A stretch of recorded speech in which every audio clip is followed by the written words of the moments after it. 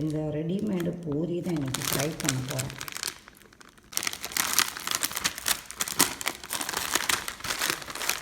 So இதில் வந்து 8 pieces இருக்குது. இதுக்கு முன்னே வந்து பராத்தா அதே மாதிரி சப்பாத்தி தான் வாங்கியிருக்கேன். இதான் ஃபஸ்ட் டைம் பண்ண போகிறேன். இது நீங்கள் எப்போதுமே இந்த மாதிரி ஃப்ரோசன் வாங்கும்போது ரொம்ப நேரம் வெளியில் வச்சுட்டு நம்ம எடுக்க முடியாது. இப்படியே கொஞ்சம் ஹார்டாக இருக்கணுமே எடுத்தால் தான் இதில் ஒட்டாமல் வரும். ரொம்ப டீஃப்ரோஸ் பண்ணி வச்சுட்டிங்கன்னா இதில் ஒட்டிட்டு நம்ம அப்படியே இழக்கும்போது அப்படியே பிஞ்சுக்கிட்டு போகும்.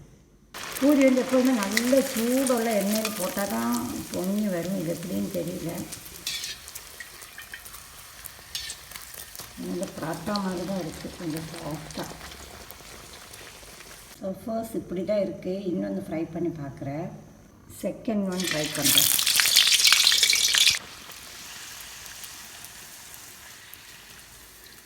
இது கொஞ்சம் நல்லா ஃப்ளஃபியாக வருது, ஆனால் ரொம்ப ஹெவியாக இருக்குது.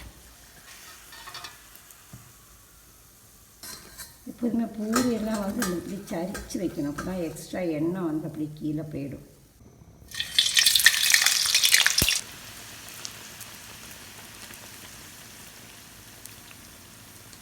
ஆக்சுவலி எல்லாமே நல்லா பொங்கி வரும்னு நினைக்கிறேன். நான் ஃபர்ஸ்ட் போட்டப்போய்ட்டுக்கு அந்த எண்ணெயோட ஹீட்டு தான் சரியாகலை.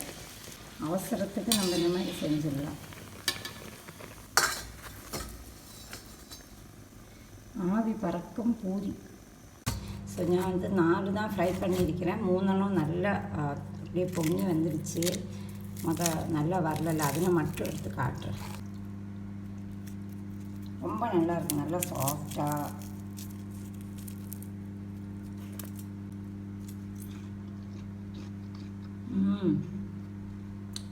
டேஸ்ட்டு உண்மையிலே ரொம்ப நல்லாயிருக்கு. இதோட பேக் வந்து சிப்லோக் தான். பேலன்ஸ் நம்ம இதுக்குள்ளே போட்டு அப்படியே வச்சிடலாம். எத்தனை இருக்குது? பேலன்ஸ் 4 இருக்குன்னு. கொஞ்சம் நக்கட்ஸ் வந்து டீஃப்ரோஸ் பண்ண வச்சுருந்தேன். இதுவும் கூட ஃப்ரை பண்ணணும். இப்படி செஞ்சுட்டு ஃப்ரை பண்ணும்போது எண்ணெயெல்லாம் ரொம்ப தெறிக்காது. இது வந்து ஃப்ரை பண்ணும்போது கொஞ்சம் பெருசாக வரும். சிக்கன் நக்கட்ஸ் அவ்வளோ வராது. அதான் டிஃப்ரெண்ட். ஆனால் டேஸ்ட் ரொம்ப நல்லா இருக்கும். ரசம் இல்லைன்னா சாம்பார்லாம் எடுத்துன்னு போயிட்டு இது ஃப்ரை பண்ணால் சோறில் கூட சாப்பிட்லாம். இங்கே பிள்ளைகள் வந்து சும்மாவே சாப்பிடுவாங்க. டீஃப்ரோஸ் பண்ணால் ஈஸியாக இருக்குது. பிச்சை பூரி தான் நான் வந்து சாப்பிட எடுத்துருக்கிறேன். அப்புறம் ப்ரோக்கோலியும் இருக்குது. இது வந்து நேற்று ஜெஸிக்கு வேகாம வச்சது. பெருசுனால அவருக்கு பாதி தான் கொடுத்தது. பேலன்ஸு நம்மளும் சாப்பிடலாம். நார்மலாக வேகாம வச்சது தான். ஸோ இதுதான் நான் சாப்பிட போகிறேன். அப்புறம் ஒரு காஃபி கூட கலக்க போகிறேன். எப்போதுமே வந்து நான் பிளாக் காஃபி தான் குடிப்பேன், சீனி பாலொன்னும் இல்லாமல். ஸோ இன்றைக்கி வந்து நல்ல ஒரு மில்க் காஃபி கலக்கியிருக்கிறேன். ஸோ நல்ல காம்பினேஷனாக இருக்கும். எனக்கும் எப்போதுமே வந்து பூரியில் கூட காஃபி இல்லைன்னா டீ இருந்தால் போதும், கறி ஒன்றும் தேவையில்லை. Hi, hello everyone, welcome back to my YouTube channel. I'm Indhu Ravikumar. பார்த்தால இன்றைக்கி வந்து பூரி தான் செஞ்சுருக்கிறேன், அதுவும் ரெடிமேடாக. ஸோ இதுதான் இன்றைக்கி நான் சாப்பிட போகிறேன். காஃபி இருக்குது, ப்ரோக்கோலி இருக்குது. நானும் என்னோடய டாக்டர் மட்டும்தான் இருக்குது. அதனால தான் கரெக்டாக 4 பூரி செஞ்சேன். நான் 1 தான் எடுத்திருக்கிறேன். சாப்பிட்டு முடிச்சுட்டு கொஞ்சம் சாதனம் வாங்கிக்கலாம் போனோம். அதுக்கப்புறம் தான் குக் பண்ண போகிறேன். ஏன்னா ஃப்ரிட்ஜெல்லாம் காலியாக தான் இருக்குது. ஸோ எல்லோரும் இங்கே படுத்துருக்காங்க. ஸோ நான் வந்தப்புறம் தான் இனிமேல் எல்லோரும் எழுந்திருக்கும். லியோ வந்து நான் போகிற டைமில் லீஷ் எல்லாம் கழட்டி விட்டுருவேன்.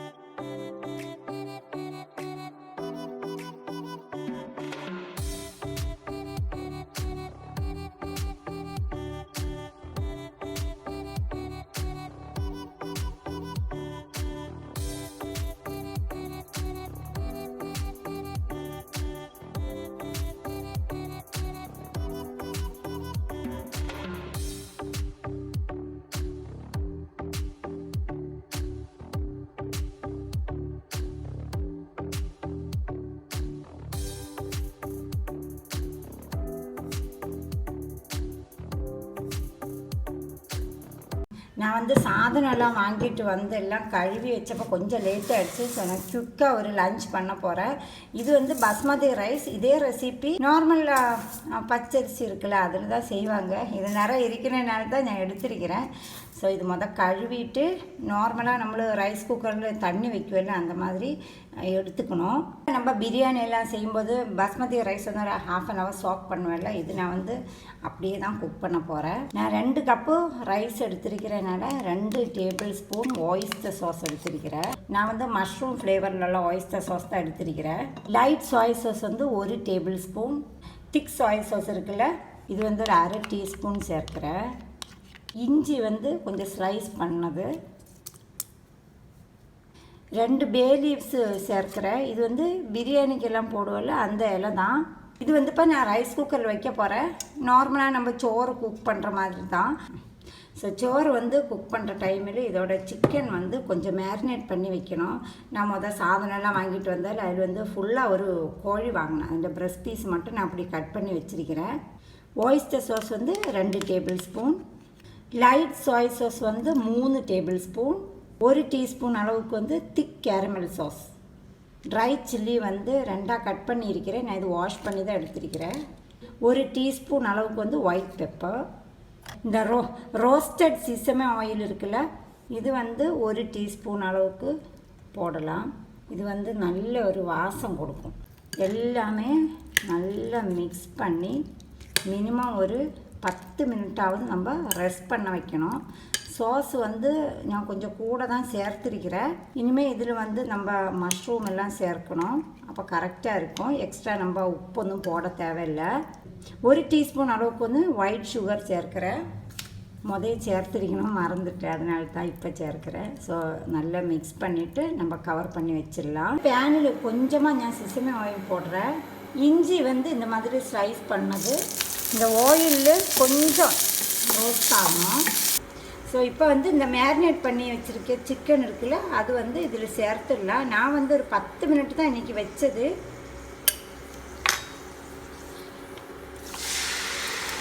சோறு வந்து ரெடி ஆகிறதுக்குள்ளே நம்ம இந்த சிக்கனும் ரெடி பண்ணி எடுத்துடணும். இது கூட வந்து ஷிட்டாக்கி மஷ்ரூம் இருக்குல்ல, அதை நான் 2ஆக கட் பண்ணி சேர்க்குறேன்.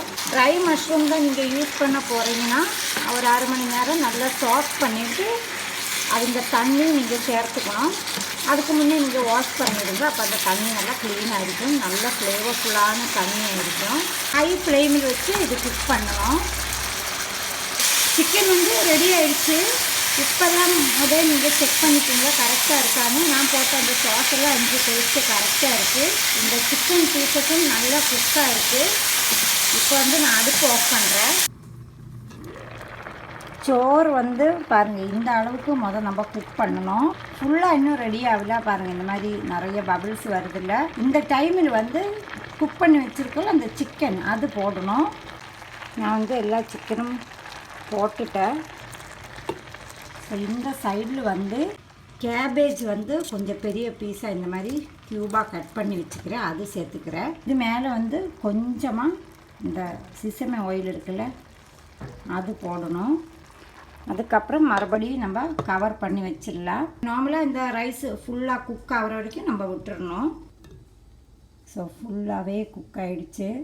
நான் வந்து ஸ்விட்ச் இன்னும் ஆஃப் பண்ணல. ஒரு 10 மினிட்டு நம்ம ரெஸ்ட் பண்ணதுக்கப்புறம் தான் நம்ம சர்வ் பண்ணணும். அப்போ தான் ரொம்ப டேஸ்டியாக இருக்கும். நான் வந்து எல்லாம் மிக்ஸ் பண்ணிவிட்டு கொஞ்சமாக சோறு எடுத்திருக்கிறேன் உங்களை காட்டுறதுக்கு. ஈவினிங் எல்லோரும் வந்ததுக்கப்புறம் தான் சாப்பிடுவோம். ஸோ டேஸ்ட்டு வந்து சூப்பராக இருக்குது. ஆனால் வந்து உப்பு தான் கொஞ்சம் குறவாக இருக்குது. இதில் வந்து நம்ம பாஸ்மதி ரைஸ் போட்டிருக்கிறேன் அப்படின்னால ஒரு டிஃப்ரென்ஸ் எல்லாம் அவ்வளோ தெரியல. நார்மலாக நம்ம பச்சரிசியிலலாம் குக் பண்ணிவிட்டு சாப்பிடலாம் அந்த மாதிரி தான் இருக்குது. ஸோ பிஸியான நாளில் இந்த மாதிரி ஈஸியான ஒரு டிஷ் நீங்களும் ட்ரை பண்ணி பாருங்கள். இன்றைக்கெல்லாம் vlog பிடிச்சிருக்குன்னு நினைக்கிறேன். தேங்க்ஸ் ஃபார் வாட்சிங் மை வீடியோ. Thank you, bye.